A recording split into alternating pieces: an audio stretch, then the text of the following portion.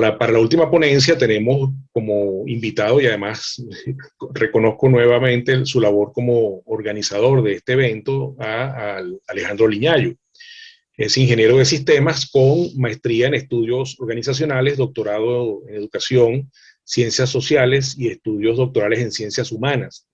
Ha desarrollado estudios de especialización y posgrado en investigación de operaciones, gestión de riesgos urbanos, cooperación internacional y sistema de Naciones Unidas, de la Universidad de las Naciones Unidas, y en evaluación de daños por desastres en el sector agua y saneamiento. Es consultor, investigador y docente en temas de gestión de sistemas de emergencia, planificación para casos de desastre y gestión integral de riesgos socionaturales y tecnológicos. Fue fundador y docente del programa de maestría en gestión de riesgos socionaturales de la Universidad de los Andes en Venezuela, coordinador del Programa Nacional de Investigación Aplicada a la Reducción de Desastres del Ministerio de Ciencia y Tecnología en Venezuela, fue viceministro de Estado para la Gestión de Riesgos y la Protección Civil de Venezuela, profesor invitado y consultor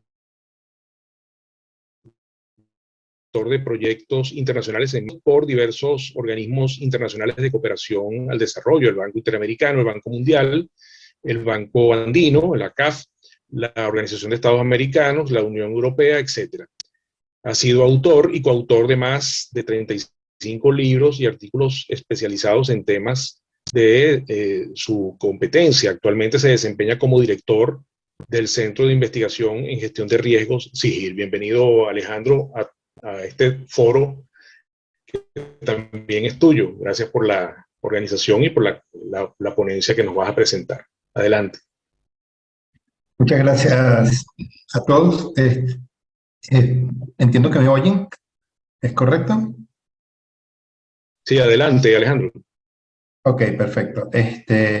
Bueno, muy bien. En esta última presentación quiero compartirles unas experiencias que hemos tenido bueno, a lo largo de algunos años, en el uso de algunas tecnologías para fomentar la gobernanza de la gestión local de riesgos hidroclimáticos, que esto viene a ser un poco como la última milla del quehacer necesario para enfrentar estos escenarios, y que, bueno, de alguna manera cierra lo que acaba de plantear Mauro y Reinato. En principio yo creo que vale la pena mencionar que si uno ve la data pura y dura, estadísticas sobre el impacto que vienen dejando los desastres, particularmente los hidroclimáticos en el mundo, parecieran sugerir que seguimos perdiendo la batalla con el tema de la reducción de estos eventos. A lo largo de años se han llevado estadísticas que tratan bueno, ver cómo va la situación y cómo inciden algunos programas internacionales que se establecen en función de reducir estas tendencias. Y lo curioso es que las estadísticas pues demuestran que pareciera que algo estábamos haciendo mal antes, y en función de eso, bueno, se han cambiado, se han dado pasos, se han mejorado las conceptualizaciones, el enfoque ha sido un poco más integral hoy por hoy. Sin embargo, hoy por hoy, pareciera que los datos siguen castigando y demostrando que pareciera que seguimos haciendo algo mal, ¿no? Un reciente informe, reciente quiero decir que acaba de salir hace un mes, del International Science Council, en donde ellos tratan de evaluar un poco cómo ven ellos, cómo se ve que va avanzando el país en función de alcanzar una efectiva reducción del impacto y el costo actual de los desastres. Los resultados que se muestran no son tan buenos. En realidad lo que se plantea es que el mundo no va a lograr alcanzar los objetivos previstos por Naciones Unidas para el 2030 en función de reducir el costo actual de los desastres. Y este informe sugiere que de la revisión que ellos hicieron de cómo está este tema en el planeta, sugieren que con urgencia se tiene que establecer un replanteamiento del modo como la ciencia del riesgo informa para la toma de decisiones. En este sentido se dice que hay que trabajar mejor con la información disponible para los temas de alerta temprana, los mecanismos de seguimiento, y particularmente se hace mucho énfasis en la necesidad de trabajar mejores maneras de promover la gobernanza del riesgo basada en la evidencia. Y no es la primera vez que se sugiere que la gobernanza del riesgo es un elemento que impide el alcance de, no solamente de los objetivos que se establecen en el mundo en función del tema de la reducción de desastres, sino de muchos de los principios y de las metas que están asociadas a la sostenibilidad, ¿no? Vale la pena entonces quizás mencionar brevemente un par de ideas sobre lo que es la gobernanza y lo que la gobernanza implica. La noción de gobernabilidad, gobernanza es un par de ideas que vienen moviéndose a lo largo de los últimos 50 años. En los años 70 comienza a mencionarse, a referirse de que no siempre el quehacer del gobierno termina siendo genuinamente efectivo. Los gobiernos pueden tratar de implementar políticas para resolver problemas sociales que pueden ser más o menos, pueden demostrar mayor o menor nivel de incapacidad. Los niveles de incapacidad pueden ser endógenos asociados a malos análisis, incompetencia, faltas de integridad en los funcionarios, etcétera. Pero también hay unas causas que impiden el logro de los objetivos que son de carácter exógeno, que no tienen que ver con el Estado mismo y sus instituciones, y que pudieran señalarse a distintas fuentes, pero una de ellas es que pudiera ser que el problema que se está tratando de resolver es de tal magnitud y de tal complejidad que el Estado solo no va a poder. En función de eso surge en los años 90 el enfoque de la gobernanza y donde se entiende que ante ciertos retos el abordaje tiene que ser conjunto, tienen que trabajar por lo menos tres tipos de actores en los retos que se tienen que enfrentar. Por un lado, el Estado y sus instituciones, por otro lado, los actores sociales y finalmente los actores privados. Y para que la gobernanza fluya, entonces tiene que haber procesos de toma de decisiones más horizontales, eh, tiene que haber formas de corresponsabilidad y de asumir conjuntamente y conscientemente escenarios de riesgo entre todos los actores. Y por otro lado, se entiende que todos los actores que participan en el proceso tienen que manejar adecuadamente una causalidad de cuáles son los problemas que se están implementando y las acciones que de ello derivan. Y para ello entonces hay que comenzar a fomentar mecanismos que promuevan que el conocimiento y las tecnologías que respaldan esos escenarios y esas agendas de actuación sean compartidos por esos actores. En el mundo de la riesgología, es muy común que uno observe el desarrollo de este tipo de escenarios de caracterización de multiamenazas, ¿no?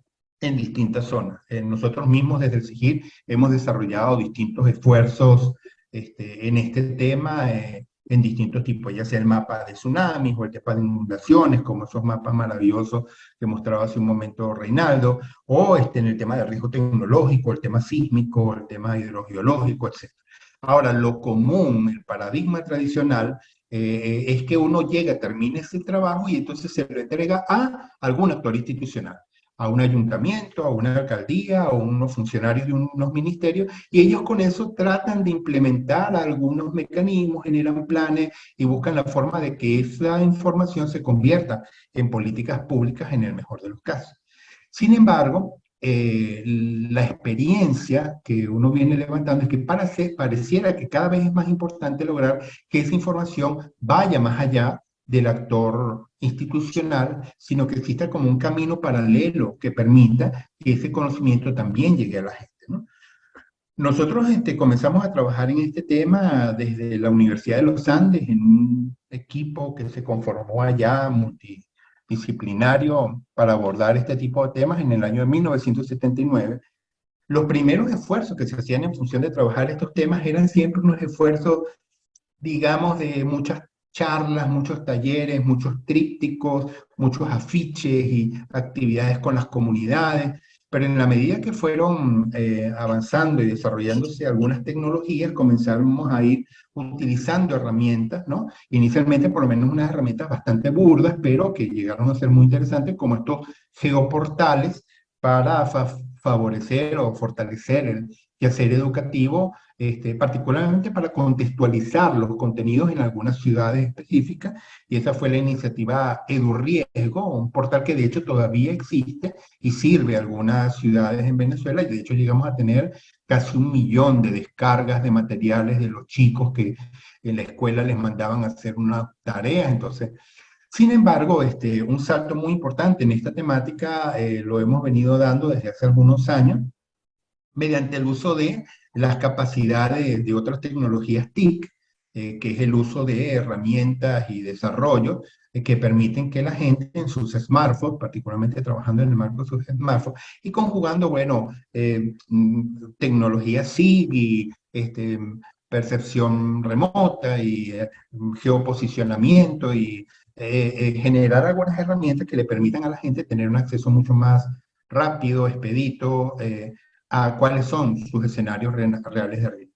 Los primeros esfuerzos que desarrollamos en este tema se caracterizaron porque el abordaje que se tiene, que siempre hemos tratado de promover el tema, es un abordaje ex ante, o sea, no es un mensaje pensando solamente en la alerta temprana y que 3 o 4 horas antes te llegue un aviso y en función de eso tú sepas para dónde correr.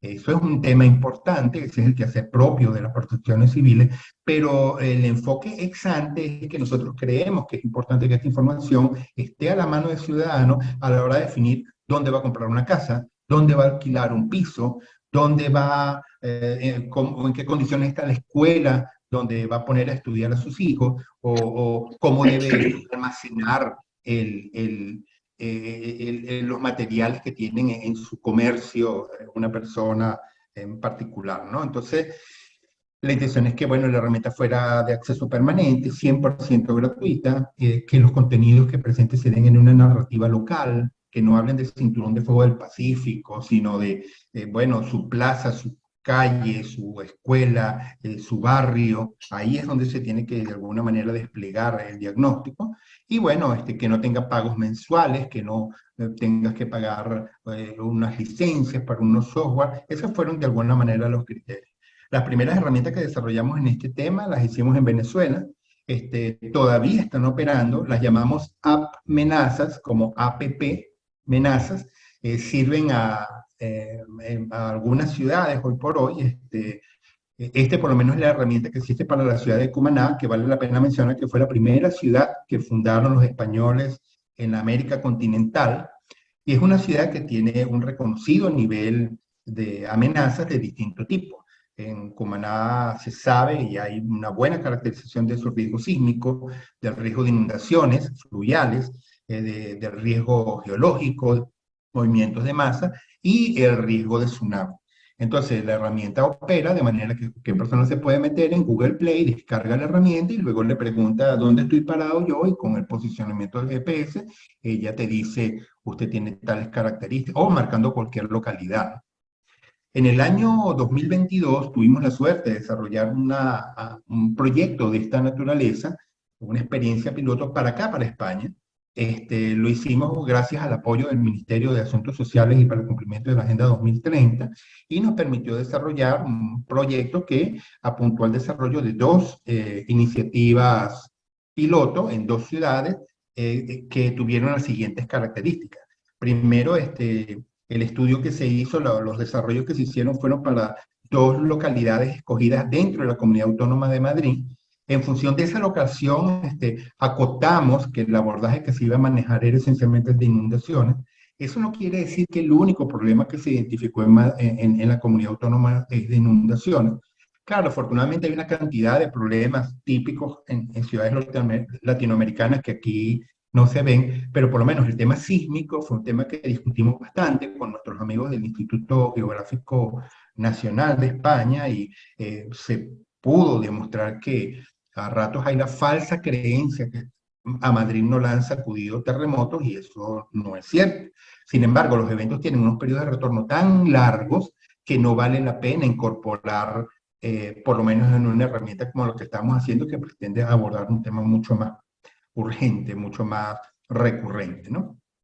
De nuevo, el énfasis era un abordaje ex ante de los escenarios de riesgo, no pensando solamente en el plan de evacuación, sino la información que ya dimos antes.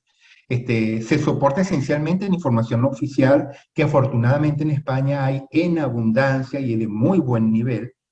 Los mapas elaborados y que ha desarrollado el Ministerio para la Transformación Ecológica están disponibles, se pueden descargar. Entonces, sobre toda esa información, las recomendaciones, se generaron los materiales y bueno, apunta esencialmente a lo mismo. Es muy importante mencionar que los diagnósticos que muestra el nivel de exposición a los escenarios de inundaciones que se estiman para España son realmente preocupantes.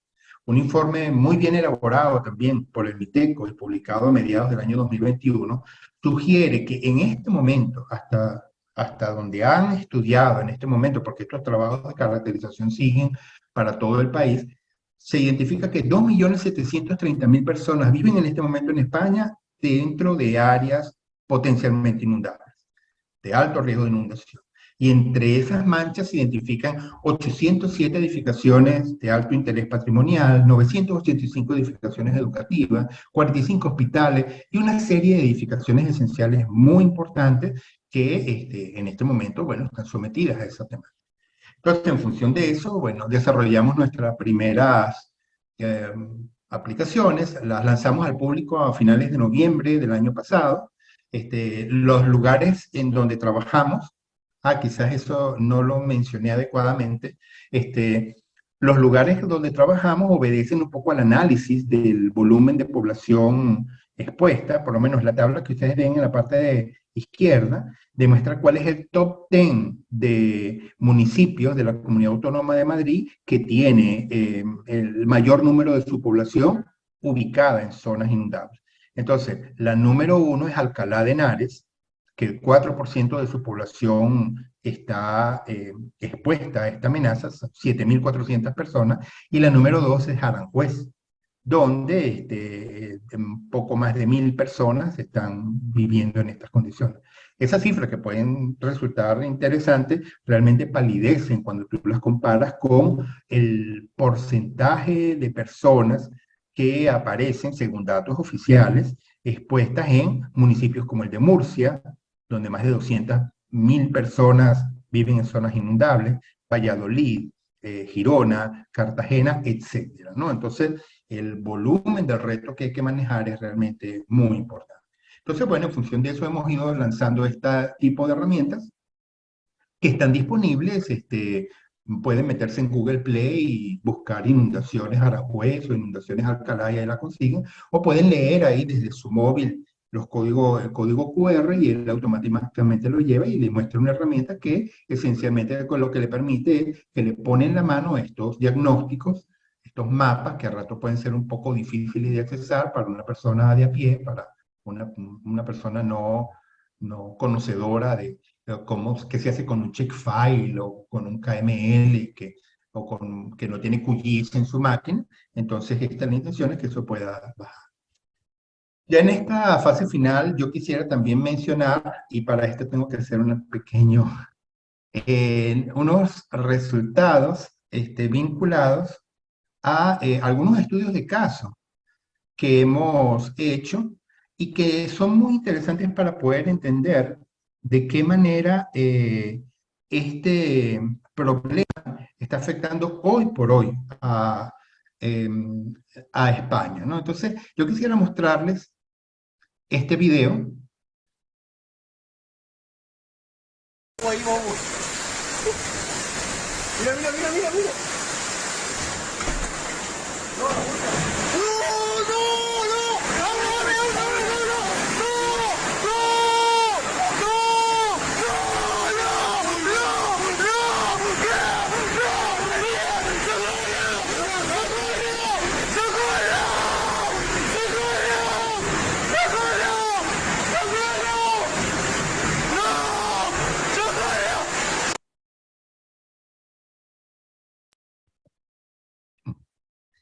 Ok, este video se volvió viral a ver, se volvió viral en noviembre. Un momentico. Este video se volvió viral el día 2 de septiembre del año 2021. producto de esto, lo que ocurrió aquí fue unas inundaciones que afectaron a la pequeña población de Cobija, ubicada en Toledo, en España, y nosotros nos hemos dado la tarea de evaluar un poco, bueno, ¿cómo ocurrió esto? ¿Existían los mapas? ¿Existía la caracterización? Y los resultados que hemos levantado es que realmente sí existían, los mapas estaban elaborados, realmente de hecho hablan muy bien los mapas, aunque cueste un poco decirlo, porque todo lo que los mapas establecían que pudiera haberse dado se dio donde los mapas decían. Entonces, la pregunta que obviamente obliga este tipo de materiales es ¿por qué la población no tiene el conocimiento? ¿A qué se debe? Y este es un tema que nosotros hemos visto con frecuencia, por lo menos el último caso que estudiamos y que los resultados son esencialmente los mismos, fue lo ocurrido en Roca de la Sierra, en Extremadura, el 13 de diciembre del 2022, hace relativamente poco, ¿no? Y ese es un tema que no solamente lo hemos visto en España, yo tuve la oportunidad de participar en New Jersey, estuvimos evaluando en algún momento con amigos de FEMA los impactos que dejó el huracán Ada en septiembre del 2021 y ocurre exactamente lo mismo. Nuevamente existían los mapas, estaban en algunos lugares, pero la gente realmente no sabía, entonces bueno, algunas casas se inundaban y a 25 metros la casa no se inundaba. Entonces la gente realmente no tenía esa información a mano. Ya entonces, lo interesante del análisis y de estos casos, lo que sugieren es que comúnmente cuando uno habla con las personas que hemos ido entrevistando alrededor de este tema, la gente realmente no cuestiona ni la respuesta institucional, ni lo que ha hecho la Protección Civil, que comúnmente son intervenciones que se aplauden y se defienden, pero la gente sí cuestiona comentarios como este que estuvieron en la prensa nacional, y ahí lo tomamos, donde dicen, lo que pasa es que nos venden pisos donde no se debe. O te dicen, cuando uno compra una casa, nadie te dice si está en una zona que se puede inundar o no. Y esa información existe allí. Un comentario que quería hacerles sobre esta foto que ustedes están viendo en la parte inferior derecha es que yo he tenido la oportunidad y la fortuna de hablar hace poco con algunos habitantes de Cobija, ¿verdad? Por lo menos con este joven Mario que se ve allí, con su madre, y con algunos habitantes que vivieron ese video que ustedes acaban de ver, y resulta que mientras el Estado está viendo de qué manera sacan el dinero para esas inmensas obras que se tienen que hacer para poder canalizar el río y que no vuelva a repetirse, y que no se terminan de concretar, ellos como familia decidieron asumir un compromiso personal para con el tema del riego. Se buscaron unos ingenieros hidráulicos expertos en construcción de presas y construyeron ese muro que ven allí, con concreto ciclopio, puertas reforzadas, un muro que, según datos de prensa, les llegó a costar unos 40.000 euros. Para nuestros amigos de América Latina, vale la pena mencionar que 40.000 euros equivale como a la compra de 2 o 3 vehículos de gama media, nuevos, para que entiendan una magnitud de la inversión. Y cuando uno habla con esos actores, ellos te dijeron, es que yo no puedo esperar que una solución que pueda tardar 2 o 3 años, y si eso se vuelve a repetir el año que viene, yo soy el que me voy a inundar, no se va a inundar el funcionario público ni el señor de la alcaldía que está viendo cómo puede lograr que los procesos fluyan.